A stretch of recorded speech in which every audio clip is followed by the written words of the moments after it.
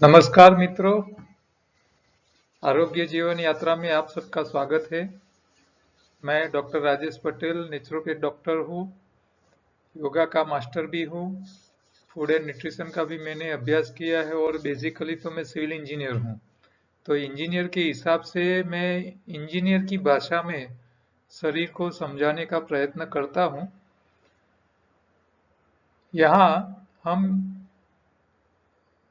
योगाहार मतलब natural diet system पे बातें करते हैं और शरीर को कैसे संभाला जाए। हाँ, हर व्यक्ति के लिए एक अलग दिनचर्या होती है। सुबह से शाम तक उसको अपने काम अलग है, अपनी उम्र अलग है। किसी को ज्यादा मजदूरी का काम है, किसी को मगज का ज्यादा काम करना पड़ता है, मगज ज्यादा चलाना पड़ता है, बुद्धि का काम ज्यादा होता है। तो हर व्यक्ति की अपनी एक पोजीशन है। किसी को बीमारी है, हाँ, कोई अलग जो काम कर रहे हैं उसका एटमॉस्फेयर अलग अलग है। कोई खेत में काम कर रहा है, कोई एसी ऑफिस में बैठ के काम कर रहा है। तो हर व्यक्ति के लिए अपनी अलग डेली रूटीन होनी चाहिए और खान पीन में उनको अलग से ही ध्यान रखना है। खेडूत जो का खाना पीना रखेगा वो ऑफिस में बैठने वाले को रहने वाला नहीं है। तो हम यहाँ नेचुरल डाइट सिस्टम में आपकी पोजीशन, आपकी शरीर की रिक्वायरमेंट के हिसाब से क्या आपको ध्यान रखना है, वो आपको हम यहाँ नेचुरल डाइट सिस्टम यानी कि योगाहार में समझाते हैं। तो ये योगाहार में शरीर सफाई, शरीर की खुराक में क्या ध्यान रखना है और कौन सी सावधानी रखनी है, ये 8 मुद्दे का चार्ट है, आपको मेमोराइज हो जाना चाहिए। इसके ऊपर से हमने ये पूरा चार्ट तैयार किया है कि शरीर सफाई कहाँ करनी है, शरीर को कौन सा खुराक चाहिए, खाने पीने का ढंग जो है वो चबा चबा के खाने की आदत डालना है। आपके शरीर में न्यूट्रिशन चाहिए, कारीगर चाहिए और शक्ति वाला खुराक चाहिए। जो स्वाद खा रहे हैं उसका भी एक अलग काम है, उसके ऊपर आप ध्यान रखिए। ठीक है। तो आज हमारे पास एक एक्सपीरियंस आया है। चंद्रकांत भाई ब्रह्मभट्ट करके है, उनको ढेर सारी बीमारी थी। हमारे यहाँ एक बार आके सेमिनार अटेंड कर चुके हैं और उन्होंने हमारे वीडियोज और सब कुछ देख के खुद को रोग मुक्त कर लिया है। उनकी कितनी प्रॉब्लम थी वो उनके मुंह से ही सुन लीजिए। मेरा नाम चंद्रकांत बी ब्रह्मभट्ट है। मैं मोरकदेव कर्णावती अपार्टमेंट 7B में रहता हूँ। मुझे बीपी का प्रॉब्लम है, थायराइड का प्रॉब्लम है और ओवरवेट है मेरा, और मुझे संधिवात की समस्या है और सोरासिस भी है मुझे, और मेरे घुटनों में दर्द भी रहा करता था। मैंने साफ करने के लिए और मुझे कब्ज की समस्या थी, तो पेट साफ करने के लिए मैं हरड़े की 10 गोलियां लेता था, फिर भी इतना साफ नहीं होता था। मैंने 20 दिन से NDS न्यू डाइट सिस्टम का प्रयोग शुरू किया है। तो 20 दिन में मुझे ये तमाम समस्या में बिल्कुल राहत हो गई है। मुझे मेरा जो गंभीर समस्या थी, जो डायबिटीज़ की, नहीं डायबिटीज़ तो था वो भी कंट्रोल में हो गया, लेकिन गंभीर समस्या थी संधिवात की, जो मेरे शरीर के हर एक जॉइंट में पेन होता था और घुटन में भी दर्द होता था और कब्ज भी रहती थी, सोरासिस का भी प्रॉब्लम था। तो ये सभी प्रॉब्लम 20 दिन के अंदर जो मैंने प्रयोग किया, तो 20 दिन में मुझे बिल्कुल राहत हो गई है। और मैं राजेश भाई साहब और चौहान साहब का भी खूब खूब आभारी हूँ। मोबाइल नंबर आप मेरा मोबाइल नंबर 94 9473 94 32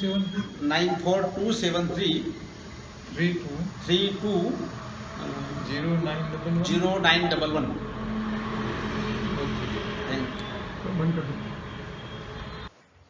ये भाई साहब जो है उनको कितनी बीमारी उन्होंने गिनाई। एक वजन ज्यादा थी, उनको कॉन्स्टिपेशन था, त्रिफला की हरडे की 10 गोली वो खा जाते थे, फिर भी उसका पेट साफ नहीं हो रहा था। थायराइड था, डायबिटीज था, घुटन में दर्द था, सोराइसिस था, और वजन ज्यादा था। कितनी बीमारी के साथ वो जी रहे थे। तो अपने वीडियो देखे, एक बार मिल चुके थे हमको, और सबके वीडियो देख रहे, चौहान साहब के देख रहे, हमारे देख रहे, दूसरे कोई भी देख रहे, और ये बातें सुन सुन के वो 20 दिन में उनका शरीर का एकदम सारी समस्या ठीक हो गई, और हमको भेंट करने के लिए हमारे सेंटर पे आए थे, और खुश होके उन्होंने अपना अनुभव का वीडियो शेयर किया। तो ये हम यहाँ इसीलिए आपको बताते हैं कि आप एक बार प्रयोग चालू कीजिए, खाना पीना में ध्यान रखिए, सफाई कीजिए, एनिमा लीजिए, एक टाइम उपवास कीजिए, दोपहर से शाम तक कच्चा खाइए, रात को एक टाइम पकाया खाइए। आपकी समस्या धीरे धीरे करके सब खत्म हो जाएगी। कुछ करने की जरूरत नहीं है, हाँ, कोई दवाई की जरूरत नहीं है। तो ये छोटी सी बातें आपको ध्यान रख के स्टार्ट ही करना है। इसमें मुहूर्त देखने की जरूरत नहीं है, कुछ भी टेंशन लेने की जरूरत नहीं है। आप स्टार्ट कर लीजिए, आपके शरीर में से जैसे कचरा निकलना चालू हो जाएगा, आपके शरीर में रिपेयरिंग काम अपने आप हो जाएगा। हाँ, आप देखिए ज्यादातर जहां जहां भी कोई भी मशीन बिगड़ता है तो कचरे के हिसाब से, शरीर में बीमारी आती है तो हम तो मानते हैं 90-95% से ज्यादा बीमारी शरीर में कचरा इकट्ठा होने से ही आती है, और कोई कारण ही नहीं है। कचरा निकाल दो, समस्या खत्म, कुछ करना नहीं है। ठीक है, तो ये बाबा साहब का नंबर यहाँ देख ही रहे हो आप स्क्रीन के ऊपर, आप उनका कांटेक्ट भी कर सकते हो और उससे राय भी ले सकते हो। आज आगे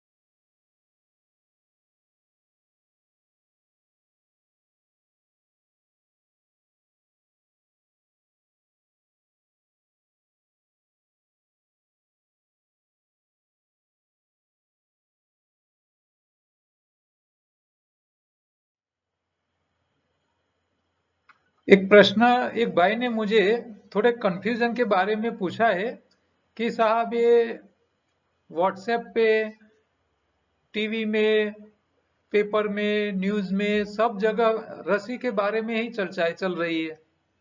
तब रस्सी के बारे में उन्होंने मुझे इतने कंफ्यूजन लिख के भेजे हैं, तो ये सारे कंफ्यूजन उसको एक एक करके उन्होंने बोला है कि मुझे उसके ऊपर जरा थोड़ी आपकी राय दीजिए।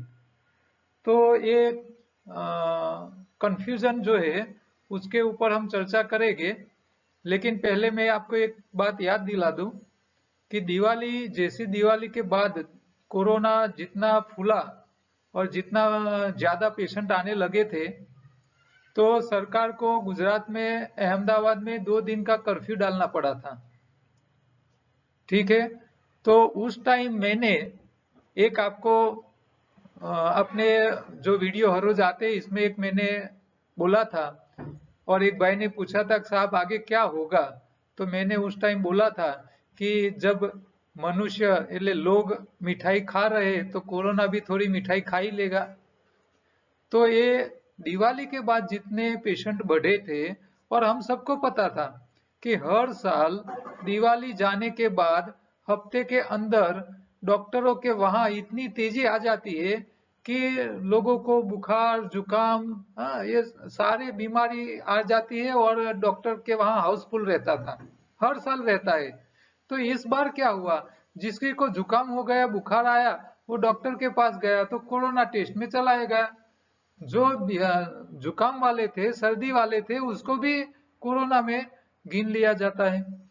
तो ये जैसे टाइम जाए, तो दिवाली के बाद करीब 1500, 1600, 1700 केस आते थे गुजरात में, और उस टाइम मैंने बोला था कि 10-15 दिन में इसकी जो पेशेंट आ रहे वो धीरे धीरे करके कम हो जाएंगे। तो आज वो 1100 के 1100 1200 आ गए, आधे काफी 50% के आसपास इसमें राहत हो गई है। तो धीरे धीरे करके 1700 से 1100 आ गए तो काफी कम हो गए, अभी और कम हो जाएंगे।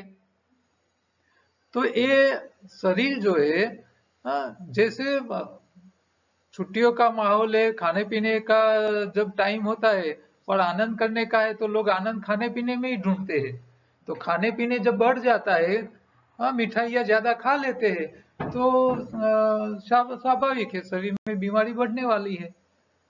तो ये कोरोना का कंफ्यूजन है, उसके ऊपर एक एक करके हम बात करते हैं। पहले કન્ફ્યુઝન એ है कि રસી લેવાથી મને COVID-19 नहीं था એની कोई गारंटी खरी। तो मैंने आज तक जितने न्यूज पढ़े हैं, पेपर्स में आ चुका है कि हर कंपनी अपना दावा अलग अलग करती है। हाँ, कोई कंपनी बोलती है कि मेरी रसी 80% कारगर है, कोई बोलता है हमारी रसी 50-60% कारगर है, कोई बोलती है हमारी 70-80% कारगर है। तो इसका मतलब क्या हुआ कि भाई आप जो रसी लोगे, वैक्सीन लोगे, उसमें 100% तो सिक्योरिटी किसी की भी नहीं है। हाँ, 60 से लेके 90% की ही श्योरिटी है, बाकी दूसरे लोगों को। अब 10 लोग वैक्सीन लेंगे तो इसमें से 3-4 लोगों को तो वापिस होने के चांस है ही। अब वापिस किसको होते हैं, जो शरीर को संभालते नहीं है, खाने पीने में ध्यान नहीं रखते हैं, तो उसको दोबारा हो सकता है, उसकी कोई गारंटी होती नहीं है। तो ऐसा मत मान के मत रसी लीजिए कि भाई आप एक बार रसी ले लिया तो आपको दोबारा नहीं होगा। ये ऐसा नहीं है। तो ये एक पहले कंफ्यूजन ये थी। दूसरी कंफ्यूजन है कि रसी लेवाથી મારું મરણ થાય કે મને કોઈ બીજી બીમારી नहीं થાય એની कोई गारंटी खरी। तो यहाँ आप जो रसी ले रहे हो वो कोरोना के लिए ले रहे हो। हाँ, अब कोरोना का वायरस अलग है, जुकाम का अलग है, मलेरिया का अलग है, टाइफाइड का अलग है, चिकनगुनिया का अलग है, अलग अलग, डेंगू का अलग है। तो यहाँ ये जो रसी है सिर्फ कोरोना के लिए है। आपको दूसरा डेंगू हो सकता है, चिकनगुनिया हो सकता है, मलेरिया हो सकता है, जेरी मलेरिया भी हो सकता है, और दूसरी बीमारी जो वायरस जन्य है वो भी हो सकती है। ऐसा नहीं है कि भाई आपको वो दूसरी बीमारी नहीं होगी। तो दूसरी बीमारी न हो इसके लिए भी आपको हेल्थ कॉन्शियस तो बनना ही पड़ेगा। आपको योगा, एक्सरसाइज, जिम जाना पड़ेगा, कुछ करना पड़ेगा, या तो खाने पीने में ध्यान रखना पड़ेगा। आपको इम्यूनिटी तो बढ़ा के रखनी पड़ेगी। ये रसी लेने से ऐसा नहीं होने वाला है कि आप 100 साल आराम से जी पाओगे और दूसरी बीमारी नहीं होगी। हाँ, डायबिटीज हो सकता है, बीपी हो सकता है, हार्ट अटैक आ सकता है। हाँ, आप जो खा रहे हो पॉइजन वाला खा रहे हैं हम, क्योंकि पेस्टिसाइड से तो पकता है। जब फसल ही दवाई खा रही है तो मनुष्य को तो खानी ही पड़ेगी। तो आप जो दवाई वाली फसल खा रहे हो हाँ, सब्जी या फ्रूट जो भी खा रहे हो वो आपको कैंसर भी कर सकता है। तो आपके शरीर को सिर्फ कोविड का जोखम नहीं है, हाँ, सिर्फ ये कोरोना का जोखम नहीं है, कोरोना से बड़े जोखम आपके ऊपर तैयार ही है, कहीं से आने वाले हैं। और ये अभी जितने हिसाब से ये कोरोना को छोड़ो, मैं तो देख रहा हूँ कि हमारा खान पान में इतना जहर हो चुका है, हमारे आसपास वातावरण इतना प्रदूषित हो चुका है कि हम हवा ले रहे प्रदूषित ले रहे, हम पानी पी रहे प्रदूषित पी रहे, हम खाना खा रहे प्रदूषित खा रहे। और पिछले दिवाली के बाद एक न्यूज आया था कि ग्लेशियर, जहां हिमालय में हजारों साल पहले जो बर्फ बन चुका है, वो उसका उन्होंने टेस्ट किया साइंटिस्टों ने, तो उसके अंदर भी प्लास्टिक के पार्टिकल्स पीपीएम में मिल चुके हैं। दुनिया की ऐसी कोई जगह बाकी नहीं छोड़ी है वहां प्रदूषण न पहुंचा हो।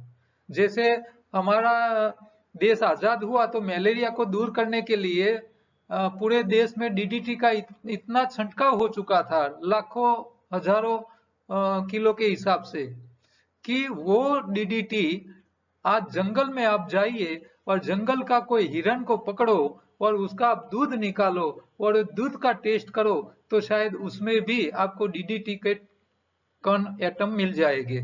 वो जहर अभी पूरा घूम रहा है।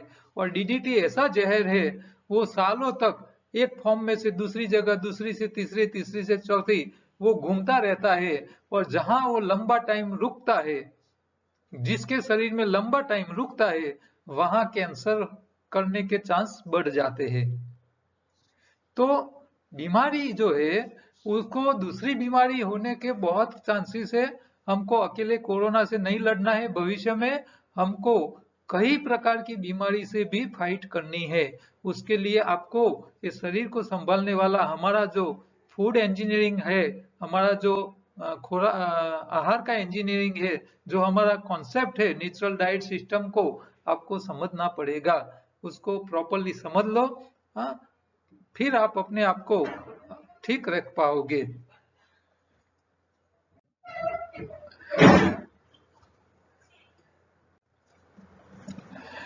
आगे एक कन्फ्यूजन है કે રસી લેવાથી દર્દીનું મોત થાય કે તેને કોઈ બીજી સમસ્યા થાય તો उसका વળતર મળે ખરું? तो यहाँ मैं आपको एक स्पष्टता कर लूं कि आप जो भी कुछ करते हो, हॉस्पिटल जाते हो या कुछ भी करते हो, हाँ, आप मटेरियल कोई परचेज करते हो, मान लो आपने कोई इलेक्ट्रिक फैन मंगवाया, तो वो फैन आपका काम नहीं कर रहा है तो उसको वारंटी में आता है तो वापस कंपनी लेके आपको नया या तो रिपेयर करके देता है। तो एक कंज्यूमर प्रोटेक्शन हमारे देश में एक कायदा है। लेकिन हमारे देश में आप कोई भी चीज या कोई दवाई कराओ, तो ये दवाई करने से आपके शरीर में जो भी साइड इफेक्ट आती है या दूसरी कोई भी समस्या आती है, तो हॉस्पिटल पैसा भी लेती है और आपको डेड बॉडी देती है। इसका प्रोटेक्शन के लिए हमारे यहाँ कोई प्रावधान नहीं है, ठीक है, और होना ही नहीं चाहिए। क्यों? क्योंकि आप अपने आप को संभाल नहीं पा रहे हो और दूसरे के पास गारंटी लेने जाओगे तो कौन देगा? हाँ, मान लो गवर्नमेंट उसके लिए कायदा भी करे तो क्या होगा? और कायदा करेगा और वर्तर का जो प्रावधान आएगा तो दवाई ये हॉस्पिटल वाले चार्ज ही इतने ले लेंगे कि आपकी पूरी जीवन की आमदनी खलास हो जाए। क्यों? क्योंकि उनको गारंटी देनी है। तो आप गारंटी लेने जाओगे तो सामने ज्यादा पैसा खर्च करने की तैयारी रखनी पड़ेगी। हाँ, ऐसा है, कई देशों ने वो वैक्सीन की इफेक्ट के सामने आपको कुछ हो जाए तो वो उसका कुछ वળતર आपको मिलना चाहिए, ऐसा प्रावधान कई देश करने वाले हैं या करेंगे या होगा शायद। हाँ, लेकिन ये अपेक्षा मत रखो कि भी ये करने से हमको कुछ हो जाएगा तो कुछ फायदा मिल जाएगा। और ऐसा क्यों करो? हाँ, आप वैक्सीन ले लो लेकिन आप खाने पीने में ध्यान नहीं रखोगे तो समस्या आने वाली ही है। हाँ, तो कुछ भी हो सकता है, ऐसा कुछ नहीं है। हाँ, आप रास्ते पे निकल जाओ साधन लेके भले आपने हेलमेट पहनी हो, भले आप अपनी साइड जा रहे हो, लेकिन सामने वाला आके आपको ठोक जाएगा तो आप मर भी सकते हो। कुछ नहीं, कोई कोई गारंटी नहीं है। हाँ, कुछ गारंटी नहीं है। हाँ, तो ये इसके गारंटी के उसके सामने अपेक्षा ही मत रखो कि आपको कुछ मिल जाएगा, और आप मर जाने के बाद आपको कुछ मिलेगा तो क्या फायदा। हाँ, ये तो ऐसा है, आपको इंश्योरेंस का पैसा लेना है तो आपको मरना पड़ेगा। तो ऐसी अपेक्षा ही मत रखो कि, हाँ, मैं तो यही बात बोलता हूँ कि आप बीमा लो, और बीमा किसके लिए, मरने के बाद क्या फायदा, कोई फर्क नहीं पड़ता है। और हम इतने पैसे अपने जेब से डालते दे देते हैं लोगों को कि भी वो पैसे आप सेविंग करो ना, तो पिछली जिंदगी आपकी आराम से कट जाए, इतने पैसे हम अपने जीवन को बचाने के लिए इंश्योरेंस के लिए देते रहते हैं। और हमारे इंडिया में तो इंश्योरेंस का मतलब ही नहीं है। हाँ, कंपनी कोई न कोई बहानाबाजी करके आपको पैसा देती ही नहीं। हमने हमारे एक रिलेटिव थे, उनका एक बीमा लिया था। जब एजेंट बीमा लेने आया तो उन्होंने क्या बोला कि भाई आपकी कोई मेडिकल जांच होगी नहीं, आप इंश्योरेंस ले लीजिए और आपको 2 लाख का बीमा मिलेगा। आपको कुछ हो गया तो आपके वारसदार को 2 लाख का बीमा मिल जाएगा। वो बातें कर ली, इंश्योरेंस ले लिया, प्रीमियम भर लिया एक साथ 25,000 रुपये का, और 2-3 साल के बाद वो जिसका इंश्योरेंस लिया था वो गुजर गए। तो कंपनी ने ऐसा बहाना बताया कि भाई आप पहले से बीमार थे। अब बुढ़ा व्यक्ति जो उम्र वाला है, तो वो बीमारी तो कुछ न कुछ तो होगी। अब आपका एजेंट ऐसा बोल के ले जा रहा है कि भाई ये इसमें आपको कुछ मेडिकल टेस्ट कराना नहीं है, तो फिर वो जो बोल रहा है उसको स्वीकार करके बीमा लेना चाहिए। आप जब बीमा का क्लेम करते हो तो कुछ नहीं मिलता है। आज तक आप देखिए, आपकी गाड़ी का एक्सीडेंट हो गया, क्या 100% पैसे मिलते हैं किसी को? कुछ नहीं मिलता है। तो अपेक्षा मत रखो। हाँ, ये देखो, और बीमा कंपनी इंश्योरेंस देगी भी तो कहां से देगी? दूसरे के प्रीमियम से कलेक्ट करके ही दे रही है। हाँ, उनके जेब में से तो थोड़ा दे रही है। हाँ, देखो आप आज तक, अभी क्या हालत है देखो, कई लोग मेडिकल के हिसाब से एक मोतियाबिंद का ऑपरेशन कराते हैं। मोतियाबिंद, ठीक है। अब ये मोतियाबिंद का ऑपरेशन करते हैं, जब इंश्योरेंस है, मेडिक्लेम है, तो वो लोग प्राइवेट हॉस्पिटल में जाते हैं और प्राइवेट डॉक्टर 50,000 का बिल लेता है। अच्छा, मोतियाबिंद का 50,000 का बिल कंपनी ने पेशेंट हॉस्पिटल को दे दिए, तो वो कंपनी कहां से लाएगी? दूसरे साल क्या करेगी कि भाई जो जिन लोगों का इंश्योरेंस वो ले रही है, तो उनका प्रीमियम बढ़ा रही है। अल्टीमेट तो अपने जेब से ही पैसे जा रहे हैं, हमारे जेब से जा रहे हैं और दूसरे के जेब में जा रहे हैं। हॉस्पिटल वाले को इतना पैसा, अब मोतियाबिंद के ऑपरेशन के 50,000 रुपया डॉक्टर ले ले रहा है, तो इसमें हम खुश हो जाते हैं, ओ मेरा तो मुफ्त में हो गया। आपका मुफ्त में नहीं हो गया, आपने तो सबसे बड़ा पाप किया है। दूसरे के जेब से पैसे निकाल रहे में आप जिम्मेदार हो रहे हो, आप इसमें शामिल हो रहे हो, ये गोरख धंधे में आप शामिल हो रहे हो। ठीक है, तो इंश्योरेंस का अपेक्षा मत रखो। हाँ, और मरने के बाद इंश्योरेंस क्या करने का? मान लो सरकार ऐसा भी बोल दे कि जो मर जाएगा उसको इतना पैसा दे देंगे, तो क्या आप ऐसे ही जीना चालू कर दोगे? हाँ, कुछ हो जाएगा तो मुझे पैसा मिलने वाला है, तो क्या आप ऊपर लेके जाओगे? अरे जियो, तब तक अच्छी तरह जियो, बीमारी क्यों पड़ो। हाँ, इंश्योरेंस के बड़े से मत खाओ पियो। हाँ, और यहाँ इंडिया में तो पैसा पकवाना, कंपनी के पास से पैसा निकालना, हाँ, बहुत कठिन चीज है।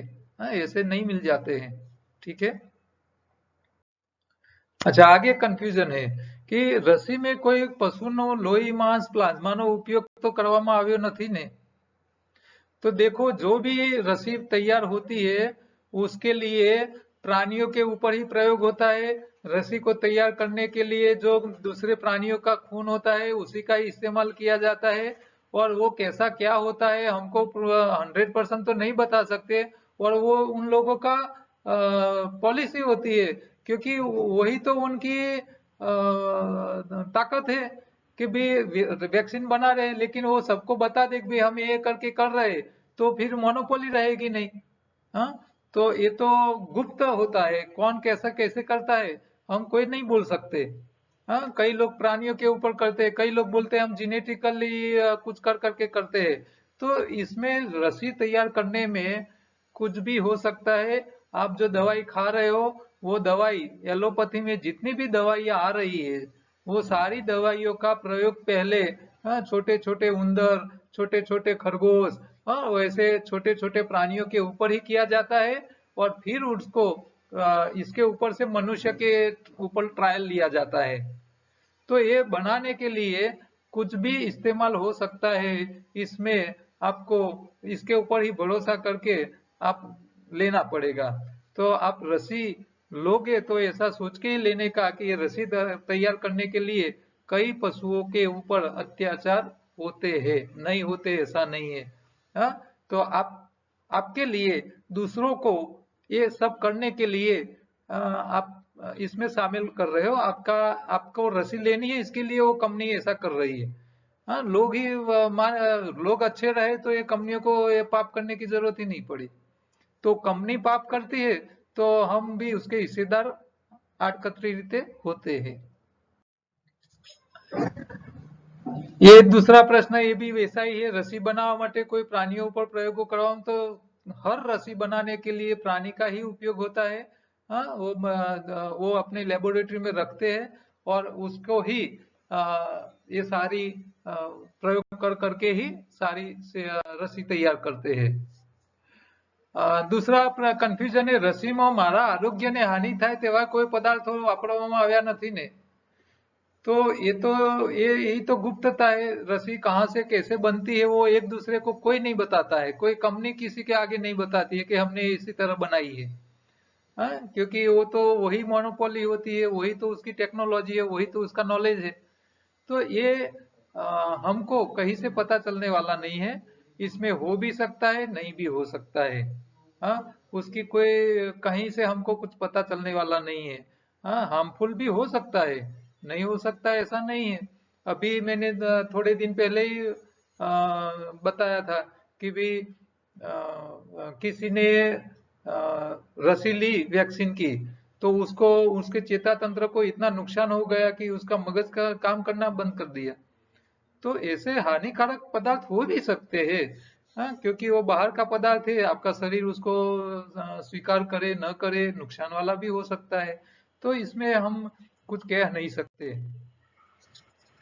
आगे कंफ्यूजन है, क्या रसी लेवी फरजियात है? तो ऐसा तो कोई कानून है नहीं। हाँ, आपको रसी लेनी है तो ले सकते हो, नहीं लेनी है तो नहीं ले सकते हो, आपके ऊपर डिपेंड है। आप हेल्दी हो तो आपको कोई जरूरत नहीं है। दुनिया के दूसरे कोई प्राणी वैक्सीन के ऊपर जीते नहीं है, एक मनुष्य ही ऐसा प्राणी है उसको इतनी वैक्सीन लेने की जरूरत पड़ती है। हाँ, हाँ, वैक्सीन लेके ही जी रहा है, सबकी वैक्सीन हम ले रहे हैं। अच्छा, कोई दूसरा दुनिया का कोई प्राणी को वैक्सीन की जरूरत नहीं, और मनुष्य ही क्यों? क्योंकि मनुष्य खान पीन में ध्यान नहीं रखता है, इसीलिए वैक्सीन की जरूरत पड़ती है। खाने पीने में ध्यान रखो, नेचुरल डाइट करो, हाँ, कुदरत के कानून को फॉलो कीजिए, तो आपको ये वैक्सीनेशन की जरूरत ही नहीं पड़ेगी। हाँ, तो ये कोरोना की अकेले की वैक्सीन की छोड़ो, दूसरे किसी भी प्रकार की वैक्सीन की जरूरत पड़नी ही नहीं चाहिए। तो एक दिन ऐसा आने वाला है, लोग इतने अलर्ट हो जाएंगे, वो बिना वैक्सीन से अपना आयुष्य लंबे साल तक जी पाएंगे। तो ये आप हमारे वीडियो देख रहे हो तो आप नसीब वाले हो कि आपको ये रास्ता मिल रहा है, और आपको रास्ता मिल गया है, इसका मतलब है आपने अच्छे कर्म किए होंगे, तभी आपको ये नेचुरल डाइट सिस्टम की बातें आपको सुनने को मिल रही है। हाँ, कर्म का फल मिलता है, आपने कोई ऐसे कर्म किए होंगे तभी आपको ये बातें सुनने को मिल रहा है, और हमने भी कुछ ऐसा किया होगा तभी आप हम लोगों को बताने लायक हुए हैं। हाँ, हमने भी पैसे के पीछे नहीं भागे थे, ये कुछ नया सीखने के लिए समय बिताया, तभी तो हम आपको बता रहे हैं। ठीक है, तो जो भी कर्म करते हैं उसका फल मिलता ही है। हाँ, फल अच्छा भी हो सकता है, खराब भी हो सकता है। आप वैक्सीन लोगे तो इसके अच्छे भी मिल सकते हैं, नुकसान वाले भी हो सकते हैं। और ये ऐसा है नहीं अभी तो कि भाई आपको लेना जरूरी है। हमारे यहाँ भी वैक्सीन वाले आए थे तो हमने प्रेम से मना कर दिया कि भाई हमको जरूरत नहीं है, हम हेल्दी है और हम महसूस नहीं करते हैं वैक्सीन लेने की। हाँ, ठीक है, जो अपने शरीर को संभालने की ताकत नहीं रखते हैं वो जरूर ले ले। हाँ, लेकिन जिसको खुद को अपने ऊपर भरोसा है, हाँ, वो क्यों ले, ऐसा नहीं है। लास्ट में एक ये अच्छा પ્રશ્ન है कि રસી લીધા વિના વાયરસ સામે લડવાનો કોઈ ઉપાય નથી? तो ये हमारी नेचुरल डाइट सिस्टम तो यही तो सिखाती है कि बिना वायरस, वायरस क्यों हमको हैरान करे। आप खाने पीने में ध्यान रखिए, हमारा ये आहार का इंजीनियरिंग समझ लो। हाँ, वायरस आपको कुछ नहीं करेगा, चाहे जुकाम का होगा, बुखार का होगा, या मलेरिया का होगा, या डेंगू का होगा, चिकनगुनिया का होगा, या कोरोना का होगा। कोई भी वायरस आपको नुकसान करने के लिए नहीं है। हाँ, देखो दुनिया के इतने सारे प्राणी हैं। हाँ, भगवान ने क्या कोरोना को बोल के भेजा था कि भाई मनुष्य को ही तू चिपक जाना, दूसरे प्राणी को नहीं हटना। दूसरा कोई प्राणी नहीं मिल रहा है, मनुष्य क्यों मिल रहा है? क्योंकि आप शरीर की सफाई नहीं कर रहे हो, शरीर को योग्य खुराक नहीं दे रहे हो, आपके शरीर की इम्यूनिटी आप अच्छी नहीं रख रहे हो। तो ये छोटे छोटे नियम का पालन करो। हाँ, धीरे धीरे चबा चबा के खाया करो, आंतों की सफाई करो, हर रोज एनिमा लिया करो, या तो पेट की सफाई के लिए त्रिफला या मलसूदी लिया करो, पेट साफ रखो, आपकी खून की सफाई रखो। हाँ, पसीना निकालो, कसरत करो, मजदूरी करो, तो आपकी इम्यूनिटी बढ़ने वाली है। कचरा इकट्ठा नहीं होगा तो शरीर में वायरस क्यों बढ़ेंगे? कचरा खा खा खा करके तो वायरस बढ़ते हैं। शरीर में कचरा जाना बंद हो जाएगा, अपने आप ठीक हो जाओगे। और इसीलिए तो हम बोलते हैं, आपको मान लो गला भी पकड़ गया तो आपको कुछ करना नहीं है, पूरा दिन खाना पीना छोड़ दो, शाम तक छूट जाएगा। हाँ, निर्जला उपवास आयुर्वेद ने बढ़िया चीज बताई है, लंघनम परम औषधि। हाँ, दुनिया के हमारे देश में से वायरस को खत्म करना है, कोरोना को, तो सिर्फ एक ही काम करना है, पूरे देश के लोग एक दिन का निर्जला उपवास कर ले। मैं बोलता हूँ और मैं मानता हूँ 90% पेशा कोरोना खत्म हो जाएगा, 90%। हाँ, जिसका शरीर एकदम लथड़ चुका है, ज्यादा बीमारी है, ज्यादा उम्र वाले हैं, ऐसे लोगों के शरीर में से निकालने के लिए ये हॉस्पिटलों का सपोर्ट लेना पड़ेगा। बाकी नॉर्मल और शुरू शुरू का जो इसका सिम्टम्स है, वो तो एक दिन निर्जला करके भी अपने शरीर में से वायरस को कम कर सकते हैं। ठीक है, तो ये इतना हार्ड है नहीं, बहुत सिंपल सा है।